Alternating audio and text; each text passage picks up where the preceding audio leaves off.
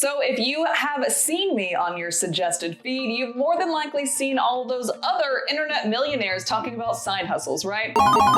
Well, I am here to tell you that this video is different because I've personally tested myself the 8 side hustles that we are going to go through in today's video. Some of them turned out to be huge money makers, while others, let's just say they really weren't worth my time and they might not be worth yours as well. But today I am spilling the tea on all of them. Not only will I rank each side hustle, but I'm also going to give you real life actionable insights on how they work, why I've ranked them the way that I have, and whether they're worth your time or not. We'll also dive into 3 key factors: beginner friendliness, passive versus active, and income potential. So let's go ahead and get right into it. Also, if you do not have 15 or so minutes to watch this full video today, that is totally fine. Your time is very valuable to me. I have done all of the timestamps for the video below and sectioned everything out, so feel free to jump around as you need to. All right, diving right in, we are coming in at number 8, handmade products on Etsy. If you love crafting, this one's probably already on your radar. But here's what most people don't talk about. Making and selling handmade products takes a lot of freaking time. And that time doesn't always convert into money as fast as you might expect, because you're not just creating products, you're also handling inventory, packaging, managing customer service, and sometimes even doing your own marketing. This is way more than a one-person job, in my opinion, if you want to scale. That said, here's a hack if you're serious about Etsy Handmade. Consider outsourcing production. You can still have creative control, but free up your time a little bit for the things that will actually help you grow. I personally managed a handmade home decor store from 2017 to 2019,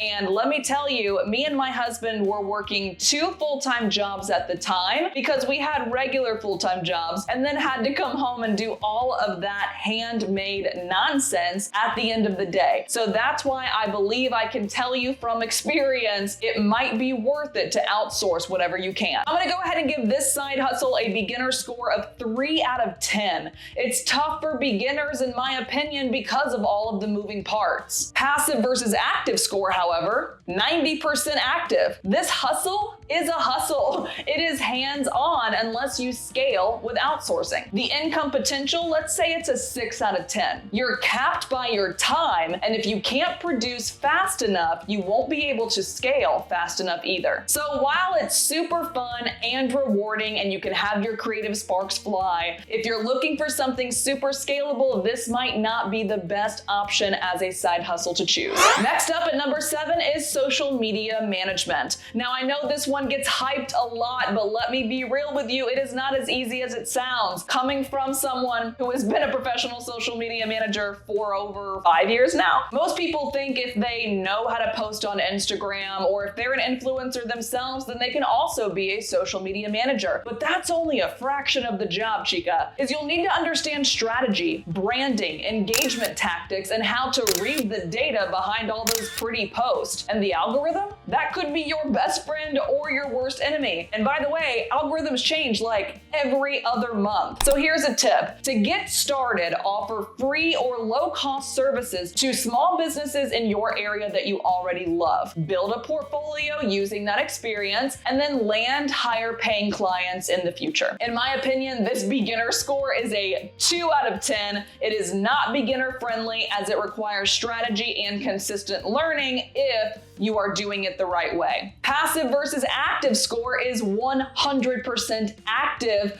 unless you can find ways to outsource pieces of the process to other people, other social media managers. You're always on. The job doesn't sleep because social media doesn't sleep, especially with trying to manage multiple clients. Income potential, however, is 8 to 9 out of 10. You can make some serious money if you know what you're doing, but it is highly active work. From experience, you could charge 4 to 5 figures for just one client, but that is a full-time job. For me, it wasn't super fulfilling. I said I did this for the first basically 2 to 2.5 years of my freelancing career, but I decided I want to be a little more passive and be more in the strategy space rather than the management space. But for those who love being in the social media trenches, it can be extremely lucrative. Next up is print on demand, coming in at number 6. If you're creative, but you don't want to deal with inventory, so maybe you were like turned off by the handmade idea, this might be your sweet spot. The beauty of print on demand is once you've got your designs built and up, your print partner pretty much handles the rest. I'm talking printing, shipping, distribution. And here's a hidden gem. I recommend to not stick to generic designs. I want you to niche down. And if you're new to the channel, yes, I say niche, not niche, and I'm going to continue doing so. So if you gotta go, I'll miss you. Sorry, it is what it is. I have seen people crush it with super specific niches like funny retirement gifts or Chihuahua lover apparel. The more you niche, the less competition you'll face. Another tip, use social media platforms like Pinterest or TikTok to drive traffic to your store. Organic marketing can be a game changer for POD sellers. My preferred print-on-demand provider is Printify, but there are plenty of other ones to check out. Man, I just said P so many times.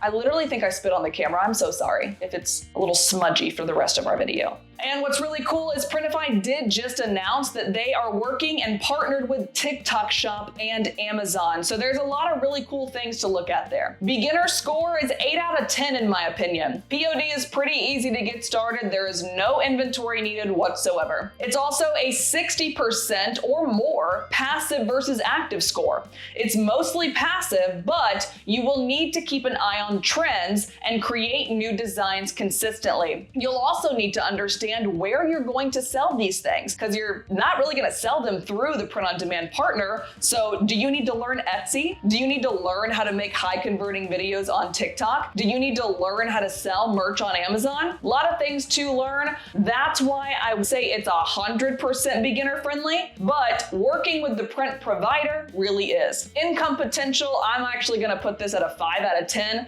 It's decent, but breaking into competitive markets can be tough, and it takes a little while to gain traction on those platforms we discussed. And you're also having to pay for the item as well as the shipping with your POD partner. So that means your profit is getting cut into. But if you get your marketing on point and your designs on point, you can cut out a nice revenue stream here. Coming in at number 5 is actually a new one that I just started in August, the Amazon Influencer Program. This one is actually sneaky good, and I don't hear a lot of people talking about it. What's cool about this is that you're literally getting paid to review products that you more than likely already own. So if you are an Amazon shopaholic like me, this could be a fun way to turn that money that you spent into income. But when it comes to AIP, here's what most people miss. It's all about volume. The more videos you create, the more chances you have to earn commissions. That's why you'll see some people crushing it, and I'm talking like 15K a month, and it's because they built a huge library of videos that work around the clock for them, upwards of 2,000 videos. Here's a little pro tip. If you focus on reviewing products in a certain niche to become the go-to for that category on Amazon, specialization can lead to higher engagement and sales. For example, I am a go-to for pet content because I ain't gonna lie, I've got a very beautiful built for camera cat and husky. The beginner score for this side hustle is gonna be an 8, maybe even 9 out of 10. Maybe 10 out of 10 to be honest. It is so easy to get started, but I will say it requires a lot of video content production up front. But the good thing is the video content production is not like this. Go to Amazon, go to related videos on any product. The content is like really crappy. So that's what I mean by potentially a 10 out of 10. Passive versus active. This is 90% active to start, but in my opinion, it can eventually be 90% passive. Once you build that library of content, the work becomes mostly passive from there. Income potential, I am biased on this one, so I might change my mind this time next year. Maybe I'll do another video and let you guys know how I feel, but right now, I'm just gonna call it a 4 out of 10. The potential varies, and you'll need to be patient and build that up over time. To let you guys know, I actually created a video talking about my first 30 days in the Amazon influencer program. I think I made a little bit less than $500, which is fine, but it's definitely not the most lucrative one I've been in,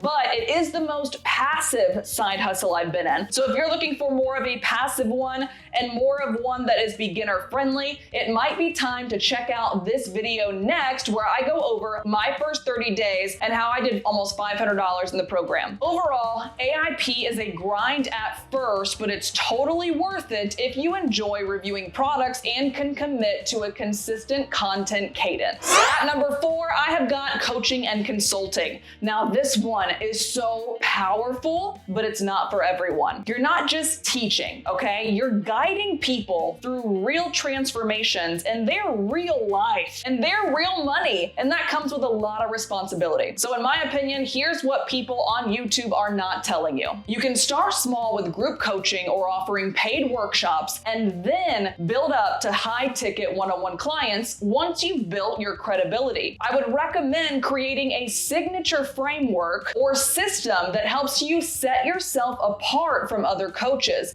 This can be your UVP, which means unique value proposition or unique selling point, and it makes marketing yourself and your stuff so much easier. I'm gonna give this baby a beginner score of a crisp 0 out of 10. It is not beginner friendly, and it requires expertise in something that you want to teach about. Passive versus active, I'm gonna say 70% active. There's still a lot of active work, but you can systemize parts of your business to help free up time. Income potential, however, is a 10 out of 10. If done right, this can be alone a 6-figure or even 7-figure career choice. But remember, it takes a lot of time and a lot of credibility building to get there, okay? Also, I highly recommend, don't do what I did. Don't accept more than a handful or even like 3, the number that I'm currently at now. I used to be at 10, by the way. Do not accept more than you can chew, and make sure that you don't just accept everybody. Just because someone can pay high ticket prices does not mean that they are a high ticket client. Now it is time for my top 3 side hustles that I have personally tested and vetted for you guys. Coming in at number 3 is digital products. Whether it's ebooks, templates, courses, guides, this is a fantastic way to create something once and sell it over and over and over again. Here's a key strategy. The key is to create something that solves a specific problem. If you can identify a pain point for your audience and create a digital product around that, it can either be a freebie that will get you emails to your list, or it'll sell like hotcakes. And here's a secret. Leverage platforms like StanStore or Etsy for digital downloads. Something like ClickFunnels or Kajabi. They make selling and showcasing the product super easy, and you don't have to worry about inventory fulfillment. I'm gonna give this a beginner score of 5 out of 10. It's easy to build the product, but it's not super easy to do the rest. So with the right strategy, I'm gonna say 5 out of 10. And if you guys are interested in what I believe the right strategy is for digital products, let me know. Comment DP, I'm probably gonna regret that, in the comments, and I will make a video completely related to what I would recommend, like your 10-step strategy for actually being able to sell a digital product. My passive versus active score here is 60 to 70% passive. After the initial creation and building your sales funnel and doing the marketing, it can become pretty passive. The income potential, however, is like a crisp 9 out of 10. You are no longer trading your time for money, so the potential to scale is huge. Coming in at number 2 is freelancing. Whether you're a writer, graphic designer, or marketer like I am, this one has some of the fastest income potential. You can literally start it tomorrow, but the trick is to specialize in one area and not be a jack of all trades. Here's a game-changing tip for you guys interested in freelancing. Pick one high-demand skill, maybe something like email marketing or website design or proofreading, and become the go-to expert for that. Then you can expand. High-demand skills bring high-paying clients. And the beauty of freelancing is you control your time, your clients, and your rate. I'm gonna give this a beginner score of 3 out of 10. 10 simply because you do have to know how to do things to be a freelancer. Like, you have the skills up front, but skills are also super easy to acquire with places like Skillshare, HubSpot, and Google certifications. Passive versus active, I am gonna say this is 80 to 90% active. You are doing all the work here, but you get to control how much you take on. Also, if you are as smart as I am, I'm not, let's self-plug, but I know the power of outsourcing thanks to one of my favorite books, The 4-Hour Workweek. So if you have the ability to do what's called freelance arbitrage or global arbitrage, which basically means you land the client, but then someone else does the work, it can be even more passive. The income potential for this, in my opinion, can be literally an 8 to 9 to 10 out of 10. From experience as a multi-6-figure freelancer myself, you can scale to 6 figures once you've built a steady client base and, of course, you're selling the right services.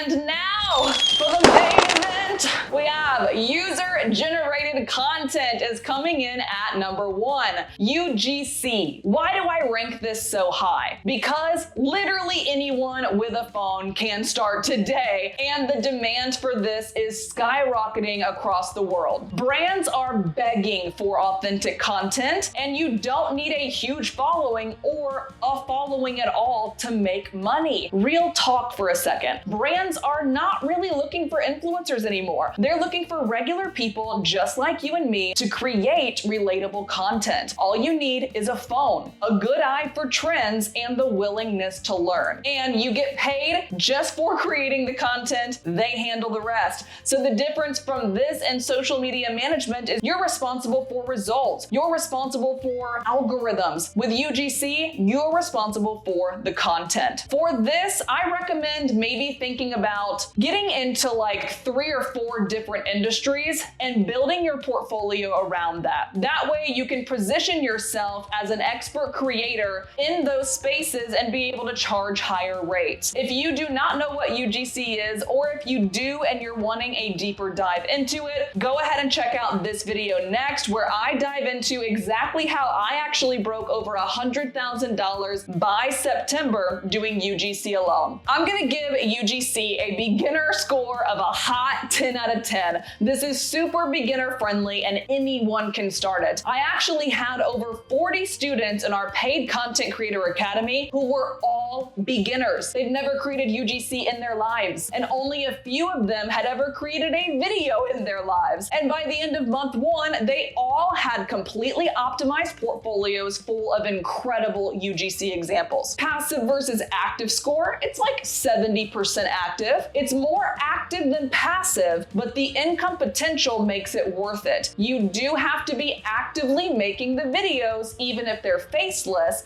but when you get the process down and you can do it really, really quickly, it makes it worth it, to say the least. Income potential is a crisp 10 out of 10. Some creators, including myself, are hitting 5 figures every single month in UGC. So if you guys want to learn the exact step-by-step framework for how I hit that 120K so far, make sure check out this video next. Hands down, in my opinion, UGC takes the cake because it's scalable, it's fun, and it has some serious income potential. So there you have it, my loves. This is my personal ranking of 8 side hustles from my own personal experience. So what did you think? Did your favorite side hustle make the cut? Comment below which one you want to try. Ask any questions that you have about any of them, and don't forget to subscribe for more deep dives like this.